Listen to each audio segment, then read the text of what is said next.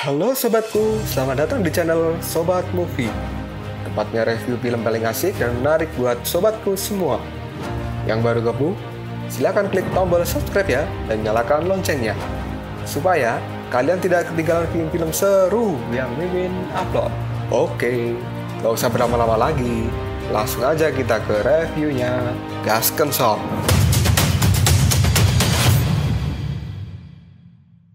Hey, oke, sobatku terkeren, terkecil, terbaik, tersemuanya. Kita masih bersama Sobat Movie, channel alur cerita terasik sepanjang masa. Oke, Kita lanjut bahas chapter 66. Gak usah cacicot banyak bacot, kita langsung masuk aja ke pembahasan. Dewa Sasin yang kini sudah sadar dari pengaruh iblis, dirinya pun langsung bertanya pada si muka kodok, kenapa dirinya ada di tempat ini, dan bisakah si muka kodok ini memberitahukan kepada Dewa Sasin. Kemudian Dewa Sasin pun bertanya, apa yang aku lakukan? Kemudian si muka kodok pun menjawabnya, Sasin Guanyin, apakah kamu tidak mengingat semuanya? Dewa Sasin pun menjadi terdiam, karena dia benar-benar tidak tahu apa yang sedang dia lakukan. Kemudian si muka kodok ini menyuruh Dewa Sasin untuk menggunakan kekuatan pikirannya, agar dia bisa melihat kejadian sebelumnya atas apa yang telah ia lakukan. Kemudian Dewa Sasin pun kini berkonsentrasi menggunakan kekuatan pikirannya, dan dia melihat bahwa dia telah menyerang si botak tombel jidat. Kemudian dia mengamuk secara brutal dan menghajar para dewa. Setelah Dewa Sasin berhasil melihat apa yang telah ia lakukan, dirinya pun kini menghentikan jurus penglihatan pikirannya itu. Lalu Dewa Sasin pun kini berkata pada si Taisang Lojun, aku sudah melihat semuanya. Taisang Lojun pun langsung mengatakan, apakah kamu sudah mengerti? Kamu telah kehilangan sifat dewamu, dan kamu berada di bawah pengaruh peninggalan iblis. Dewa Sasin pun kemudian mengatakan pada si muka kodok, tak perlu dikatakan lagi, Sasin Guanyin ini adalah orang yang bersalah, karena diriku telah membunuh tanpa pandang bulu, dan ini adalah sebuah kejahatan besar di surga. Aku bersedia menanggung semua hukuman. Lalu si muka kodok pun kini menjadi panik, karena ternyata Dewa Sasin juga melihat bahwa si muka kodok ini mengatakan, pukulan telapak tangan yang kulakukan sebenarnya tidak menyelamatkanmu, tapi memaksa relik iblis semakin masuk ke dalam tubuhmu. Dan kini si muka kodok pun memberikan alasan bahwa dirinya mengatakan semua itu adalah sengaja untuk membuat Dewa Sasin marah dan akhirnya mengikuti dirinya. Dewa Sasin pun langsung berkata, apa tujuanmu? Dan si muka kodok kini berkata, tujuanku adalah untuk membawamu ke tempat ini, dan aku akan memasukkanmu ke dalam kuali Dewa Sembilan Langit. Aku berharap dengan api Dewa Sembilan Langit yang ganas bisa membakar relik iblis yang ada di dalam tubuhmu. Bukankah itu masuk akal, Sasin Guanyin? Kemudian Dewa Sasin pun kini mengatakan pada si muka kodok, tapi aku merasa bahwa energi magis dari peninggalan iblis masih mengintai jauh di dalam tubuhku. Mendengar perkataan dari Dewa Sasin, kini si muka kodok pun juga langsung mengatakan, tidak kuduga api 9 surga yang sangat kuat hanya dapat menekan kekuatan iblis yang ada di dalam tubuhmu untuk sementara waktu.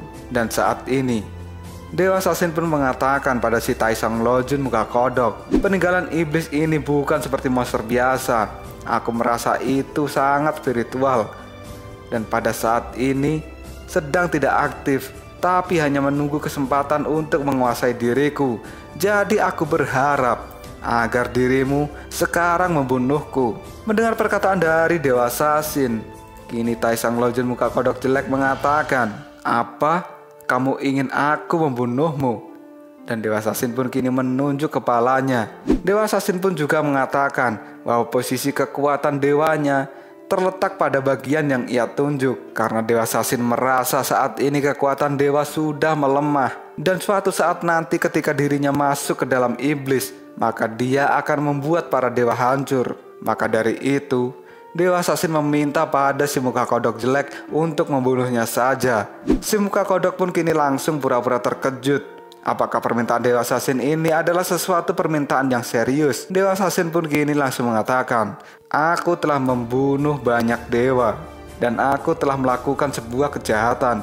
Ayolah Taisang Lojun, bunuhlah aku sekarang juga. Dan tanpa pikir panjang lagi, kini Taesong Lojun muka kodok jelek akan menyerang Dewa Sasin. Tetapi penyerangan yang dilakukan ini bukanlah untuk membunuh Dewa Sasin, karena ternyata si muka kodok ini memiliki rencana busuk lainnya. Dia kali ini telah menaruh hati kaca biru murni pada kipas saktinya. Dan kini sambil melompat si muka kodok ini berkata, Raja kebajikan ini akan segera membebaskanmu. Kemudian si muka kodok ini dia pun langsung memukulkan racun hati kaca biru murni yang terdapat pada kipasnya ke kepala Dewa Sasin. Hal ini membuat Dewa Sasin terkejut, lalu dirinya mengatakan, Raja kebajikan, ini bukan kekuatan yang kau miliki. Dan kini Raja kebajikan muka kodok pun kembali nyengir dengan muka yang sangat jelek. Setelah memasukkan racun hati kaca biru murni ke dalam tubuh Dewa Sasin, kini si muka kodok pun dia kembali pada piring terbangnya. Dewa Sasin pun langsung mengatakan, Raja kebajikan, apa yang kau masukkan ke dalam tubuhku? Muka kodok pun langsung menjawabnya, Sasin Guanyin, aku menyegel dewa dan membelenggu para dewa dengan kekuatan kebajikan milikku. Dan suatu hari nanti, relik iblismu akan menguasai dirimu lagi. Dan kekuatan yang aku masukkan dalam tubuhmu itu suatu saat akan menghancurkan dirimu dan kamu akan dimusnahkan. Dewa Sasin pun langsung menjawabnya, kenapa kamu tidak membunuhku saja? Lalu si muka kodok jelek ini mengatakan, karena aku memiliki beberapa tujuan. Yang pertama, dewa itu memiliki keutamaan hidup yang lebih baik. Dan yang kedua, aku ingin kamu melakukan sesuatu untukku untuk menebus semua kesalahanmu. Mendengar perkataan dari Taesong Lojun muka kodok jelek, Dewa Sasin pun kini bingung apa yang diinginkan dari muka kodok ini. Kita langsung berpindah ke tempat Biksu Tong. Sun Wukong yang sudah tiba di hadapan Biksu Tong, dirinya pun langsung memberi hormat. Kemudian Biksu Tong kini mengatakan, Wukong, akhirnya kamu kembali juga. Dan para monster kini terkejut dengan kedatangan Sun Wukong ini. Lalu Sun Wukong yang melihat ada monster di tempat itu, dirinya pun kini langsung mengambil tongkat Ruyi yang ada di belakangnya. Sun Wukong pun langsung mengacungkan tongkat itu pada para monster dan dirinya mengatakan, Raja Monyet sekarang sudah ada di tempat ini. Kalian tidak bisa membawa guruku seenak jidat kalian. Para monster yang merasa diancam oleh Sun Wukong, kali ini si monster bocil langsung menyerang Sun Wukong menggunakan gangsing miliknya. Monster bocil pun kini berkata pada Sun Wukong, siapa yang berani menghentikan para monster tiran ini? Bahkan monyet legendaris seperti dirimu pun akan aku buat mati, Sun Wukong. Mendengar perkataan dari bocil yang sombong, kini Sun Wukong pun langsung melompat dan dia akan menghajar bocil-bocil itu. Sun Wukong pun kemudian memukul gangsingan milik si monster bocil. Kemudian Sun Wukong mengatakan, apakah kau hanya mengandalkan mainan seperti ini?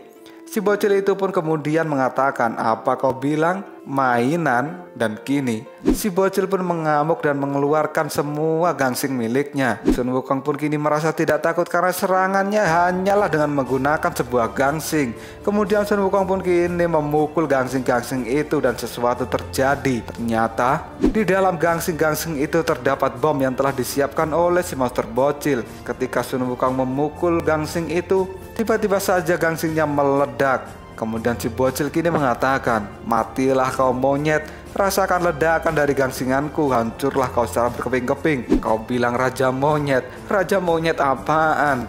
Dan tiba-tiba saja Sun Wukong ini sudah muncul di atas dari monster bocil. Sun Wukong pun lalu mengatakan, bayi aneh, apakah kamu tidak punya otak? Apa yang kau lihat itu, ha? Monster bocil pun kini langsung berteriak pada Sun Wukong. Apa katamu? Kau menyebutku bayi aneh? Aku adalah anak Pratsna dari suku Guitong. Dan aku sudah berusia 200 tahun. Apa kamu tahu itu? Kemudian monster yang ditunggangi si bocil ini, dia pun menggunakan kekuatan drumnya untuk melakukan serangan kepada Sun Wukong. Serangan yang dilakukan monster menggunakan drum ini membuat telinga Sun Wukong merasa kesakitan. Lalu di saat Sun Wukong kesakitan ini, si monster bocil pun menggunakan tali dari gangsingnya untuk mengikat tangan dan kaki Sun Wukong. Lalu si monster bocil pun kini menyerang Sun Wukong lagi menggunakan senjata gangsingannya. Dan dia pun berteriak akan mengambil mata dari Sun Wukong. Saat ini Sun Wukong tidak mampu berbuat apapun karena dia menahan rasa sakit akibat serangan gendang yang dilakukan oleh monster yang ditunggangi si bocil. Dan tiba-tiba saja gangsing dari monster bocil kini ditinju oleh seseorang, dan ternyata yang meninju gangsingan itu adalah Biksu Tong. Biksu Tong pun lalu mengatakan, "Jangan pernah kau ganggu muridku." Dan kini Sun Wukong pun berhasil melepaskan diri dari ikatan benang milik si monster bocil ini. Kemudian Biksu Tong juga menendang senjata gendang milik monster yang ditunggangi oleh si bocil.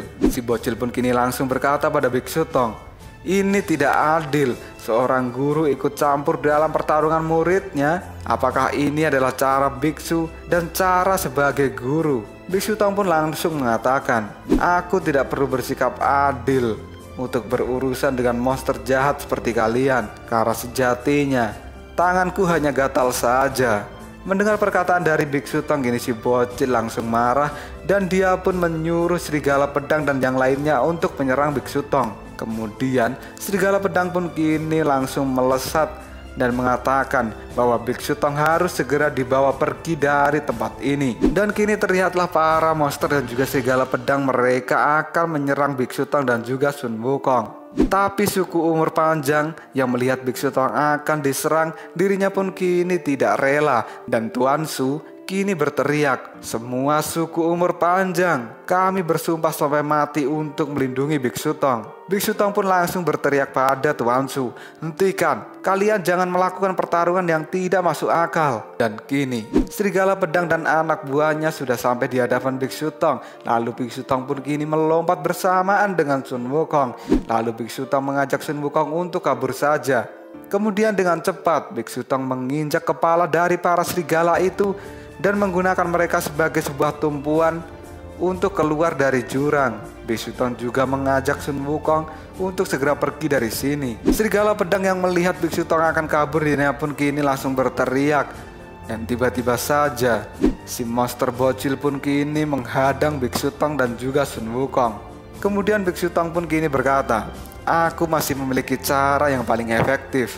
Dan Biksu Tong kini berkata, "Kalian semua para monster keluar dari sarang hanya untuk mencariku. Aku akan mengajukan satu pertanyaan pada kalian. Selama kalian bisa memberikan jawaban yang memuaskan untukku, aku akan pergi dengan kalian. Wukong, kamu jangan menghalangiku ya. Aku akan mengurus mereka dulu." Lalu Biksu Tong pun kini mendekati Serigala Pedang dan dia kini langsung bertanya. Biksu Tong pun membisikkan pertanyaan itu kepada Serigala Pedang. Serigala Pedang pun kini menjadi terkejut akibat pertanyaan yang diajukan oleh Biksu Tong karena Serigala Pedang tidak mampu untuk menjawabnya. Kemudian si monster bocil pun yang melihat Serigala Pedang tidak mampu menjawabnya, dirinya pun kini dengan sombong langsung maju dan dia langsung meminta pertanyaan itu untuk dibisikkan kepadanya.